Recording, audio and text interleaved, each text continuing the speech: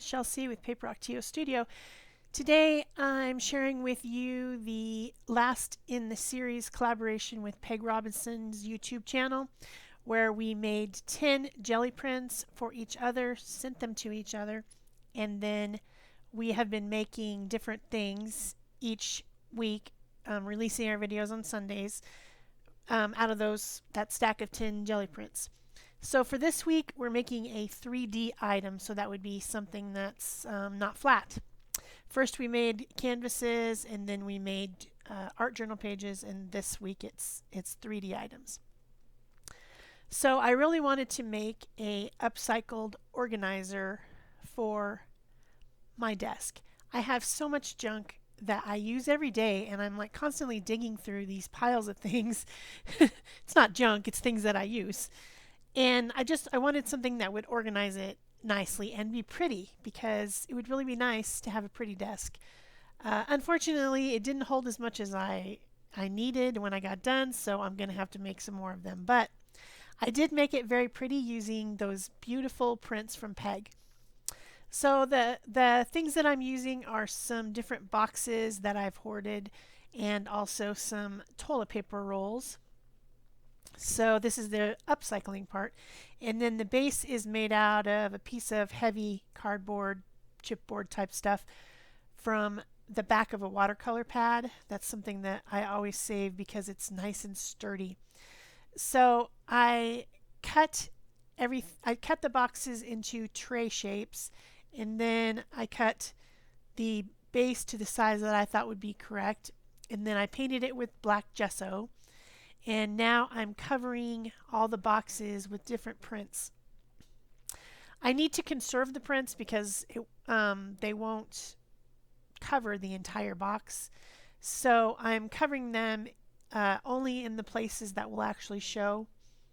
If it's going to be glued to the box behind it in the back, it's not going to show. The bottom's not going to show because those are going to be glued to the base, so that you get the idea. Places inside the box will show, but not the whole thing, because I'm going to put the tubes inside to make separators. Yeah, this was a weird concept, and I've seen people make these type of things before, sort of like this. I wanted it to not be static, like not boring shaped. I wanted it to have a little bit of character, so I'm planning on offsetting the boxes and making them in different heights. So I made the butter box. It naturally was 3 inches tall. Then I made the next one 4 inches, the next one 5 inches, and then the little piece that I cut off, I think the 4-inch one, is the very bottom tray, which is 2 inches. So there's 4 trays stacked up with each other, and then tubes on the ends where they're offset. So you saw it at the beginning, and you'll see it again at the end, but this is just showing that how I'm covering them. I had a little bit of trouble with the ends because I didn't realize that the ends were going to show as much as they do, so I had to end up covering the ends of the boxes as well. On the ones where I put the 8.5 by 11 jelly print the long ways, they worked a lot better than this one. I put it the short way because I was trying to conserve the print and not use up every single piece of it. So that's what's going on. I'm using a combination for gluing down the papers. I'm using tacky glue and spreading it out, and then burnishing it with my bone folder a lot to make sure that it's really stuck down to the cardboard. And then for gluing everything together, I'm using hot glue. I don't like hot glue. I always burn myself. And also, it gets those little strings everywhere, and it doesn't lay smooth, but it's good for gluing stuff together, like, gluing these things to the base, gluing each box to each other box, gluing the tubes on the ends. So that ended up working out fine.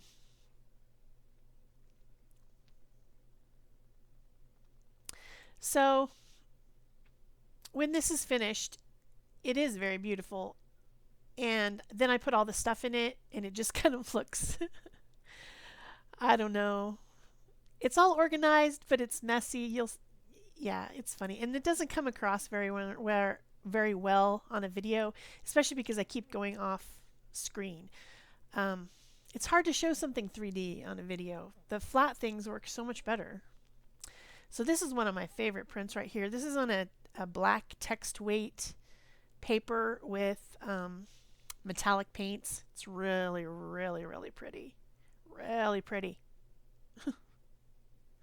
And that's when I see if I put it long ways, then there's extra left over on the ends, and that helps when I fold in the ends. It covers up the ends better. So I ended up doing the rest of them this way, and I'm not going to show you that I've made every single one. You'll just have to know that I did. So I'm covering the insides of the box on the back because when you look at the organizer from the front, you can see a portion of the inside of the box. But then when I put all the tubes in, it's not as obvious, so maybe I didn't need to cover it as much as I did, especially with the deeper ones, because then you can't see as deep into them. But I was trying to be conscious and cover everything that I thought would show, I guess is what I was doing, while still conserving paper and not covering every single inch of the box.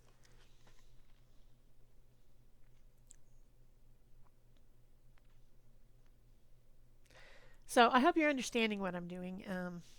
I think you can. I think you can get it. So the boxes are improved as far as sturdiness goes by putting the papers, different prints that she gave me. Here I am gluing the two boxes together. So I didn't want them directly on top of each other. I wanted them offset so that they would be more interesting. So I'm offsetting that. And then on the end, I'm going to put a tube. So then you have a rectangular shape and a, like an angular shape and a curved shape, and it makes it more visually appealing, I think. So I'm showing you that I had to cut down the tubes, and you'll see later that I even had to make some of the tubes smaller by slicing a section out of them and then re-gluing them so that they would fit better. But this one fit fine, just the regular size. So this is a jelly print that she made on a magazine text page paper. So it's very lightweight, very, very lightweight. So I'm just rolling the tube in it, and then I'm cutting little slits on the parts that are left over, and then gluing them inside of the tube.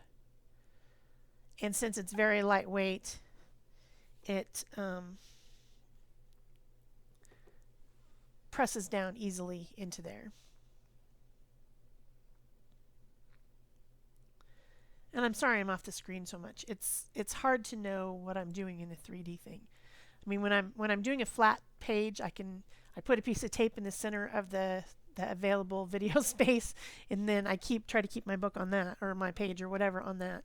But this, I keep bringing it closer to myself so that I can see what I'm doing, and I'm not very conscious of where the edges of the video screen are in this. So trickier than I thought.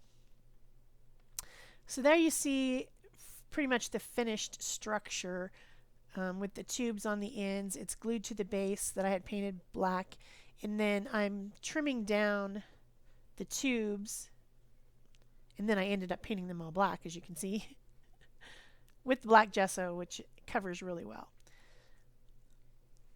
So the two back boxes fit 5 tubes when I made them smaller, and then the next one has 4, and then the front one has only 3, but then there's spaces on the end, and I glued them down.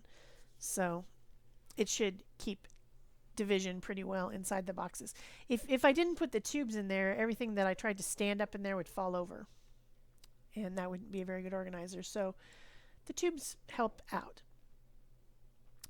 So I've decided that I'm going to seal everything in this Deco Art Deco Page satin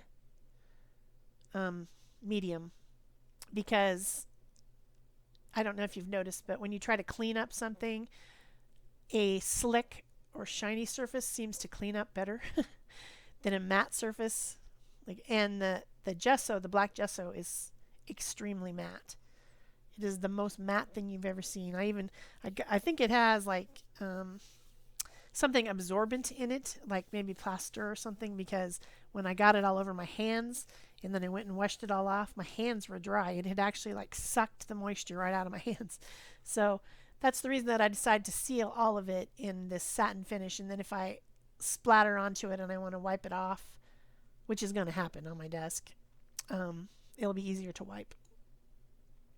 So I'm just taking bits of the leftover scraps and kind of decorating just to make it even more interesting looking. And I cut out a couple of the flowers from one of the prints and stuck those on. And then I've got strips and punch out pieces from other bits that I'm putting on as well. And I'm just using that same Decopage medium to glue everything down. On the curved surfaces is a little bit tricky. They keep wanting to pop back up. But they do end up laying down eventually. And as I'm doing that, as I'm decorating, I'm also covering each section in the medium to seal it. I'm using some decorative edge scissors there to make a little bit of more interest on that strip. And then gluing it down. It's a pretty fun project, a good way to use up things. I save these boxes, like cake mix boxes and cereal boxes and things like that. I save some of those to make journals. And upcoming in the next week is a video hop that I'm doing with some other Inspiration Conspiracy alumni people. And I bind a journal in the video that is in the hop, and you'll see that I use a cereal box for that. So watch out for that because it has giveaways. Yeah, we're giving away the journals. Yeah. But I happen to be the binder in that, so keep your eyes open for that one. I think mine goes live on the 22nd. And there's three. There's 3 in a row.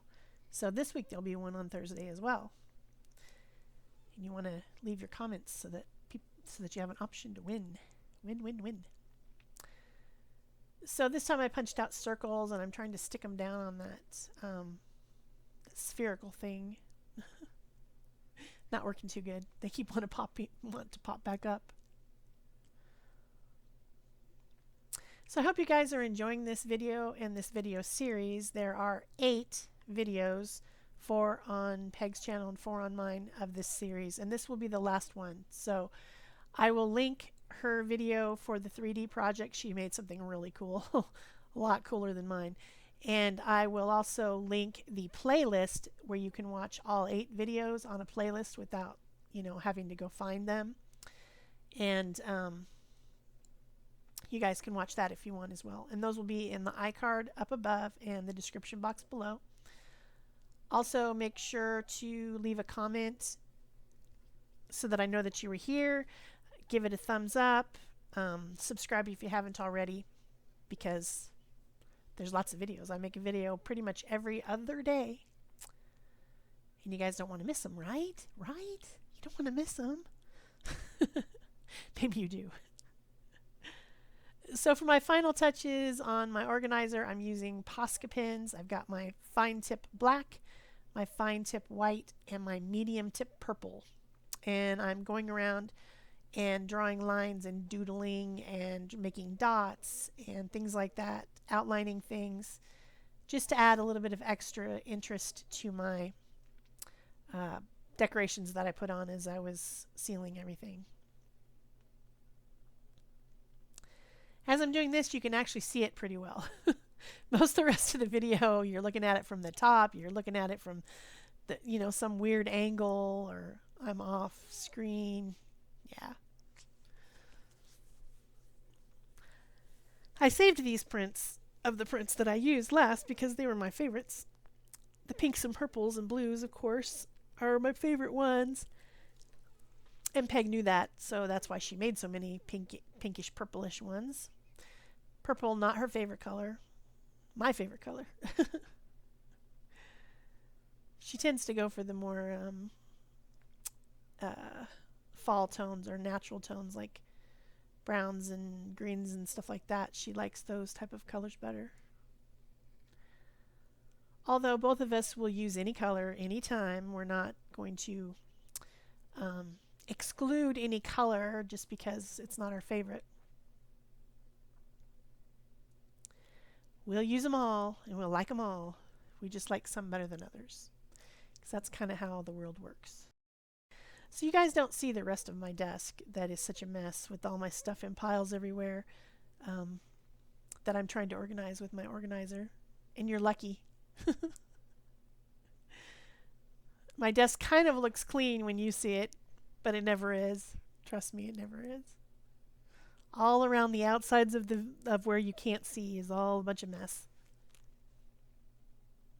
And I know I'm not the only one. Even people who keep their desk very, very tidy, like Cat Hand, she admitted that the rest of the desk you can't see is not as tidy as the area that you see on her videos. She actually said that. I'm not lying. Not sure about Mike Deacon though. He seems very, very tidy. Cleans up after each section of things that he does, and maybe his place isn't a mess. I don't know. Anyway, I hope you enjoyed watching this, and leave me a comment if you did. And that's it for me. Thanks. Bye-bye.